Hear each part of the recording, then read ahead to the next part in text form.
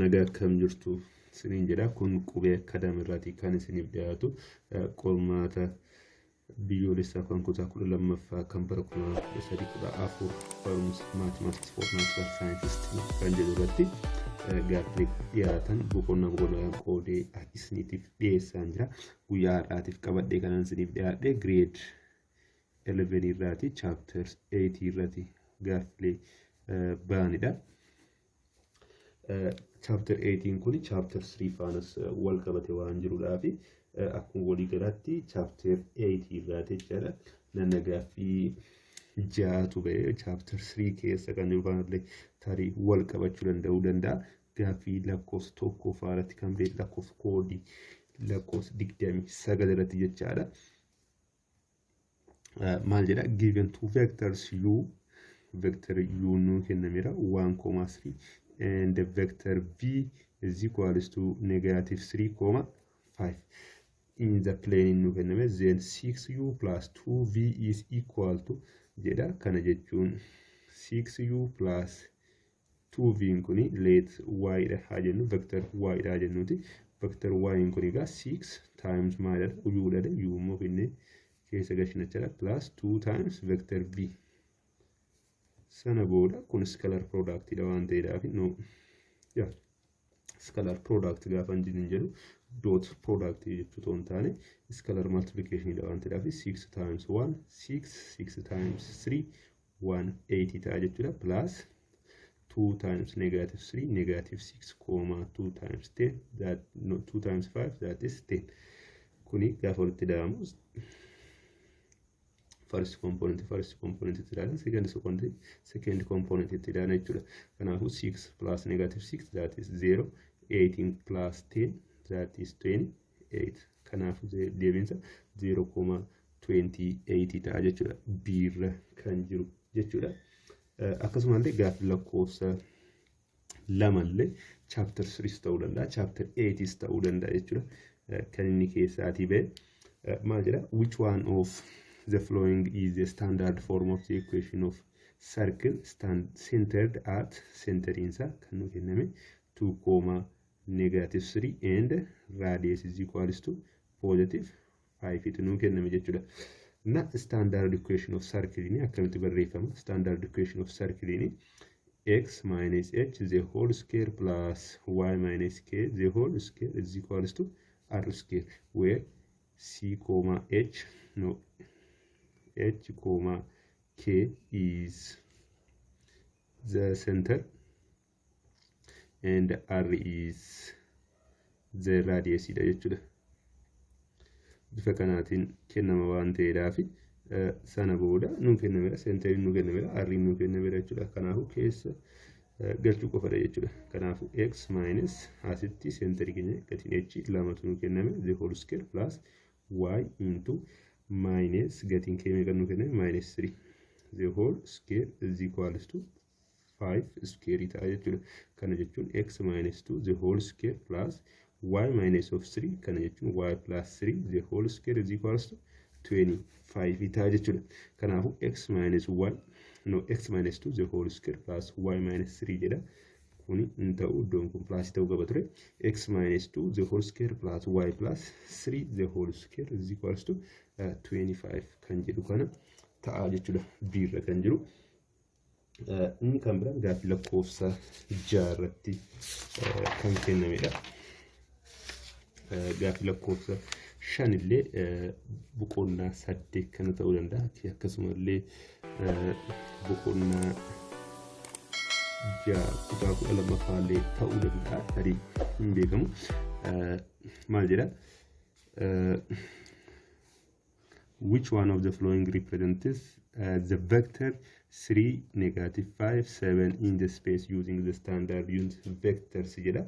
Vector nu kenname 3, negative 5, 7 dha. Kun coordinates form dhaatiin nu kenname gaafa vector form itti jijjiirru yookaan immoo standard unit vector dhaatiin gaafa ibsinu 3i minus 5j plus 7k ta'a jechuudha. 3i minus 5j plus 7k kan jedhu ta'a jechuudha. Sirra kan jiru jechuudha. Akkasumallee gaaffii lakkoofsa ja'affaan illeeyyuu gaaffii lakkoofsa ja'affaallee boqonnaa 8 keessa bahe jechuudha. Maal jedha? Which one of the following is the scalar or dot product of the vectors jedha.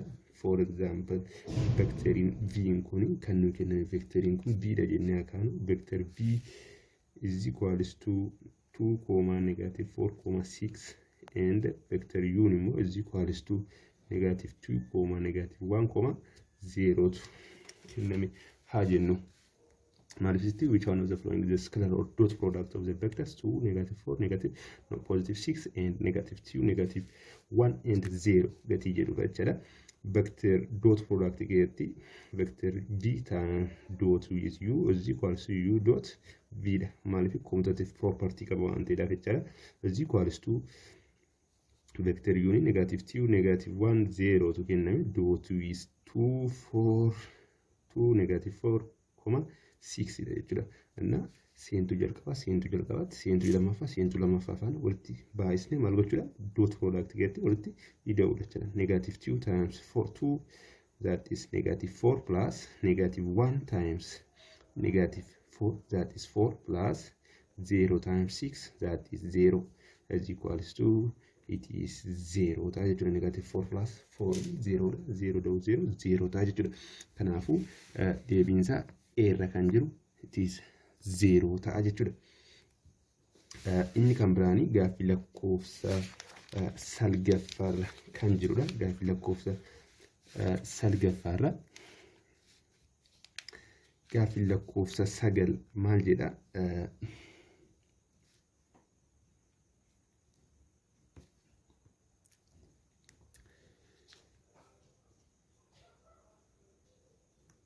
Gaaffii lakkoofsa 9 is the equation of circle is given by x minus 3 the whole square plus y plus 2 the whole square is equals to 9 jedha. What are the center and radius of the circle respectively jedha. Asirratti x minus 3 the whole square plus y plus 2 the whole square is equals to 9 dha. Kan nu kenname kan gaafatamne immoo centeridhaa fi radius isaati. Standard equation of circle akkamitti kennama? X minus h the whole square plus y minus k the whole square is equals to r square dha. H koma keeni eenyudha? Centerii isaati. Akkasumallee r immoo radius dha jechuudha. Asirraa kanaafu minus h dha iddoo kanatti. Kunis immoo minus 3. Kanaafu gatiin h is equals to 3 and k is equals to what? Minus 2 ta'a jechuudha. Akkasuma immoo radiusiin keenya immoo r square dha waan ta'eedhaaf r square is equals to 9 that means r is equals to positive 3 ta'a jechuudha. Kanaafu centeriin keenya center is equals to h, k is equals to gatiin h 3 dha gatiin k immoo negative 2 jechuudha. And radius is equals to 3 dha jechuudha. Kanaafu warra nu kenname keessaati filannoo jechuudha. 3, negative 2 it is the center of the given circle and r is equals to 3 is the radius of the given circle ta'a jechuudha. Kanaaf deebiinsa a ta'a jechuudha. Gaaffii itti aanee jiru boqonnaa 8 keessaatii kan bahe jechuudha. Gaaffii lakkoofsa 21ffaadha. Gaaffii lakkoofsa 23ffaa. Gaaffii lakkoofsa 23ffaati. Gaaffii lakkoofsa 23 maal jedha? What is the magnitude of the vector whose initial point is this one jedha. Initial point is for example vector v dha jennuti yookaan vector a dha jennu. Initial point is equals to 1, negative 3 dha jennuti. And this terminal point is a b dha jennuti. B is equals to 4, 1. Sana booda maal barbaadinu jedhe? Magnitude isaa barbaadinu jedhe. For example vector a kuni oddoo kana haa ta'uuti vector a kun jechaadha. Oddoo kana negative positive 1,3 haa ta'uuti. Vector b immoo 4,1 jechuun for example oddoo kana haa ta'u 4,1 sana booda kanarraati gara kanaatti dha waan ta'eef maal barbaadinu jedhe? Magnitude barbaadinu jedhe. Magnitude jechaan immoo square root of maalidha? Initial maximum point kan immoo terminal point hir'isu initial point isa square goone jechuudha. 4 minus 1 the whole square kana jechuun 4 minus 1 the whole square plus 1 minus of minus 3 jechuun plus 3 ta'a the whole square ta'a jechuudha. Kanaafuu magnitude jechuun distance jechuudha. Karaa biraatiin is equals to square root of 4 minus 1 jechuun 3 the whole square 9 plus 1 plus 3 4 square means this 16. D is equals to square root of 9 plus 16 means it is a 25. D is equals to what? 5 ta'a jechuudha. Kanaafuu filannoon nu kenname keessaati irra kan jiru kana ta'a. Tola ammoo mee qormaata bara 2013-14 irratti kutaa 11 herreega kutaa 11ffaa chaapterii 9ffaa irraati gaaffilee ba'an waliin haalaallu. Kutaa 11 boqonnaa 9ffaa irraati akkuma waliigalaatti gaaffileen ba'an gaaffii 4dha. Gaaffii jalqaba irra jiru haalaallu fooddii lakkoofsa 29 irra jechaadha. Gaaffii lakkoofsa jalqaba irra jiru gaaffii lakkoofsa 25ffaadha.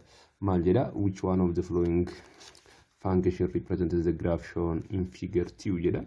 Figure ibsame kana function ibsu kamidha jedha. Na yoo akkasumatti beektanii akkasumatti ilaaltanii function isa akkam akka ta'e deebisuu dandeessu. Yoommoo isinitti ulfaate yookaan immoo dafisanii dhufuu dideemmoo hojjettanii agarsiisuu dandeessu jechaadha. Fakkeenyaaf irra kan jiru maal jedha? F of x is equals to tan x jedha. Kana jechuun karaa biraatiin tan x jechuun sin x over cos x jechuudha. Asirratti egaa giraaficha irratti akkuma agarru for example negative pi over 2 irratti meeqadha? 0dha. Akkasumallee pi over 2 irratti 0dha. Pi irratti fi negative pi irratti negative 2 pi irratti maalidha? Undefined dha jechuudha. Kanaafuu negative pi over 2 irratti functionin kun maal dhufuu qaba? Tan x dha yoo ta'e giraafiin kun jechaadha 0 ta'uu qaba jechuudha. Mee fakkeenyaaf keessa gashinee ilaallu sin of pi over 2 over cos of pi over 2. Cos of pi over 2 garuu maadha? Undefined dha. So no 0 dha. Cos of sin of pi over 2 chan tokkodha. Cos of kana jechuun 0 dha. Kun maadha? Undefined dha jechuudha. Kanaafuu irra kan jiru graafii isaa miti jechuudha. Graafiin kun tan x ibsuu hin danda'u.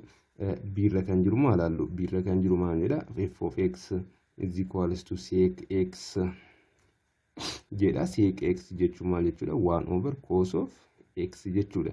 Kanaafuu 1 over ammas pi yoo gashine pi over 2 jechaadha. Cos of pi over 2 gashine iddoon kun 0 waan ta'uudhaaf 1 over 0 is also undefined. So b irra kan jirullee maal ta'uu hin danda'u? Deebii ta'uu hin danda'u jechuudha. Na c irra kan jirullee yoo ilaalle f of x is equals to maal jedha? Cosecant of x jedha. Kana jechuun 1 over sin of x jechuudha. Karaa biraatiin na kanaafuu for example gati x pi over 2 gashine jechaadha 1 over sin of pi over 2. Sin of pi over 2 jecha meeqadha? Tokkodha. 1 over 1 is equals to 1 dha. Yeroo asirratti pi over 2 irratti meeqa dhufuu qaba ture? 0 ta'uu qaba ture. Kanaafuu kunillee hin ta'u jechuudha. D irra kan jiru yennaa ilaallu immoo f of x is equals to cot x jedha. Kana jechuun karaa biraatiin cos x over sin of x jechuudha. Kana jechuun pi over 2 irra nagashinu 0 ta'uu qaba jechuudha. Yoo functionichi graafii kanaan ibsa ta'e jechaadha. Cos of pi over 2 over sin of pi over 2. Kana jechuun cos of pi over 2 0 dha. Sin of pi over 2 that is 1 is equals to 0. Kanaafuu function graafiin function kana function graafii kana ibsu isa gamadachaadha. F of x is equals to cot x kan jedhu kana ta'a jechuudha. Bifa kanaatiin check gootanii ilaaluu dandeessu. Inni kan biraan gaaffii lakkoofsa 26 irra kan jiru which one of the following is true jedha. Which one of the following is true jedha. Irra kan jiru domain of irra kan jiru maal jedha? Domain of y is equals to tan inverse of x is negative infinity comma infinity dha jedha. Inni kun maadha? Sirriidha. Domainiin tan inverse of x negative infinity up to infinity dha. Akkasuma immoo domain of y is equals to cos inverse of x ni negative 1,1 with open bracket jedha. Asirratti negative 1 fi waan hin dabalatu jechaadha. Garuu doomeniin isaa maal dabalachuu qaba ture? Negaatif waanii fi waan dabalachuu qaba ture jechuudha. Kan eenyu kan koos inversii jechuudha. Kanaaf kun maal ta'u sirrii miti jechuudha. Inni kun maal sirriidha. Sin inverse of 0 is equals to pi over 2 dha jedha. Kun karaa biraati sin of pi over 2 is equals to 0 dha jechaadha. Kun immoo wanta ta'u miti. Sin inverse of 0 maal ta'uu qaba ture? 0 no mataa isaa ta'uu qaba ture. Tan inverse of 0 ta'uu qaba yookaan immoo pi ta'uu qaba ture jechaadha. Kan biraan tan inverse of 0 is equals to 1 dha jedha. Kana jechuun taaniin tokko qixxeetaa 0 dha jechaa jira. Kunis immoo wanta ta'u miti. Tan inverse of 0 no mataa ture. Kanaafuu deebiin isaa maal ta'a asirratti? A ta'a jechuudha. The domain of tan inverse of x is negative infinity, positive infinity. Gaaffii itti aanee jiru gaaffii lakkoofsa 60 kan jirudha. Kan biraan gaaffii lakkoofsa 60 gaaffii lakkoofsa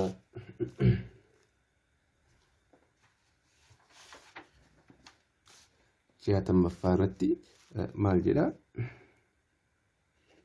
Gaaffii lakkoofsa 60 irratti which one of the following is true about the graph? Graafiin nu kenname y is equals to negative 4 cos of 2x over 3 dha. Y kana kan dhugaa ta'e kamidha jedha. Isa kana deebisuudhaaf standard function jiru. Standard function kunis immoo y is equals to a times cos of kx wantoonni jedhaman jiru. Isaan kun maala standard function dha. Kun immoo kuni kan afaan maala walitti dhufeenya qaba jechuudha. Sana booda kanaa fi kana compare walitti goona jechuudha. Asirraati amplitude kan jennu is equals to absolute value of a dha. Akkasuma immoo period kan jennu period is equals to 2 pi over k dha. Bifa kanaatiin kan deemudha jechuudha. Asirratti egaa a is equals to negative 4 dha. Kanaafuu amplitude keenya amplitude is equals to absolute value of a is equals to absolute value of negative 4 is equals to maalta 4 dha jechuudha. Inni kan biraan period is equals to 2 pi over k dha. Where k as keessatti maala 2 over 3 taati jechuudha.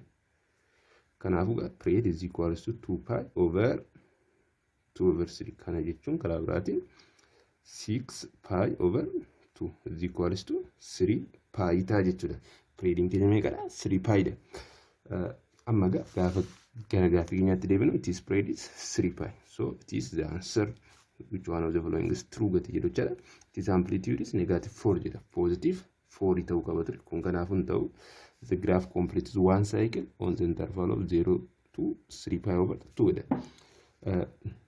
Cycle tokko kan inni xumuru period tokko irratti dha waan ta'eedhaaf period isaa 0 up to 3 pi ture jechuudha. Kanaafuu kunis hin ta'u jechuudha.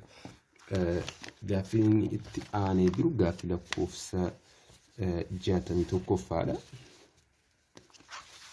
Gaaffii lakkoofsa 61 gaaffii lakkoofsa 61 maal jedha? The angle of elevation of the top of tree is found to be 60 degree as measured from the point on a level ground. The angle of elevation of the top of tree is to be 60 degree as measured from the point on a level ground. What is the height of the tree if the angle of elevation of a point on the tree that is 8 meters below the top is 30 degree measured from the same point on the ground data. Anna asirratti jalqaba irratti graafii isaa kaasnu. Graafii isaa kaasuudhaaf mee fakkeenyaaf top of tree suni kanadha jennu. Kun ground keenyadha. Top of tree keenya iddoo kanaa jennu. Top of tree irraati angle of elevation keenya meeqadha? Ground irratti 60 dha. Kanaafuu iddoo kun 60 degree dha jechuudha. Kan biraan maal jedhee what is the height of the tree if the angle of elevation of a point on the tree that is 8 meters below the top. Kana jechuun meetira 8 asii gadi Fakkeenyaaf iddoo kanaa ta'u meetira 8 asii gadee kan jiru immoo yenna safaramu angle of elevation irraa jechaadha 13 degreedha jedhe. Sana booda what is the height of the tree? Height of the tree barbaadna jechuudha. Asii kaasne haga asitti kana h dha jenna. Asii kaasne haga asitti immoo y dha haa jenna. Sana booda trigonometric function fayyadamne jechuudha. Height jechuun 8 meetir plus y jechuudha. Y kana yennaa ta'u asii kaase kun immoo asii kaase immoo 8 meetiri gaafa ta'u height is equals to 8 meetir plus y meetiri ta'a jechuudha.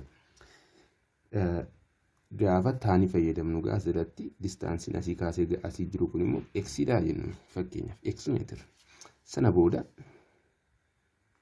tan of 60 degree is equals to opposite height over x ta'a jechuudha. Height over x kana jechuun y plus 8 over x ta'a jechuudha. Inni kan biraan immoo tan of 30 degree is equals to maala y over x ta'a jechuudha. Asirratti kan nuti barbaadaa jirru h ishee kanadha yookaan immoo height of the tree meeqa akka ta'e jechuudha. Inna asirratti tan of 60 degree is equals to y plus 8 over x equation tokko qabna. Equation lammaffaa immoo tan of 30 degree is equals to y over x kan jedhu qabna jechuudha. Sana booda asirratti mee x dhaatiif solve goonu. X nun barbaachisu gatii ta'e jechuudha. Kana jechuun karaa biraatiin x times tan of 30 degree is equals to y. Kana jechuun x is equals to y over tan of 30 degree kun equation tokko jennu. Mee ammoo isa kanarraatis immoo hafinu. Innis immoo bifuma kanaatiin x is equals to y plus 8 over tan of 60 degree ta'a jechuudha. Inni kun immoo equation lammaffaadha. Sana booda valuun x yeroo kamiyyuu wal fakkaataadha waan ta'eedhaaf x is equals to x erga buune booda x inni tokko y over tan of 30 degree is equals to x inni tokko y plus 8 over tan of 60 degree. Sana booda y over tan of 30 degree jechuun maal jechuudha? 1 over root 3 dha is equals to y plus 8 over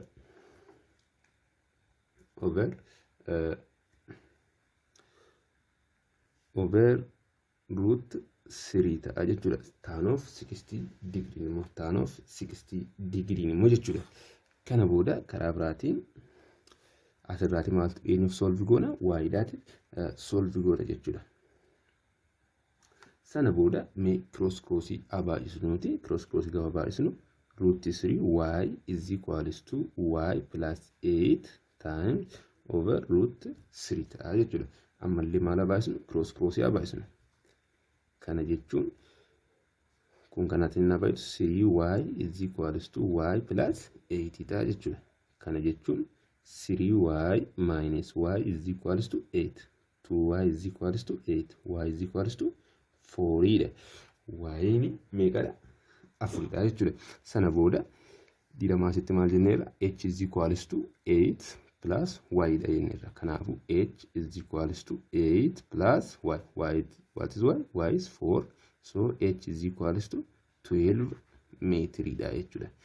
Heightiin keenya meeqadha jechaadha? Yookaan immoo height of the tree 12 meetiri dha jechuudha. Kanaafuu 12 meetiri kan jedhu as keessaatti choice D kan jiru jechuudha. Na bifa kanaatiin hojjechuu dandeessu. Subscribe, share gochuudhaatiin nu deeggara. Specially barattoonni gara field engineering yookaan immoo university na seentan engineer ta'uu barbaadan subscribe, share gochuudhaatiin nu deeggara. Jabeessa nagataa jechuudha deebiinsa.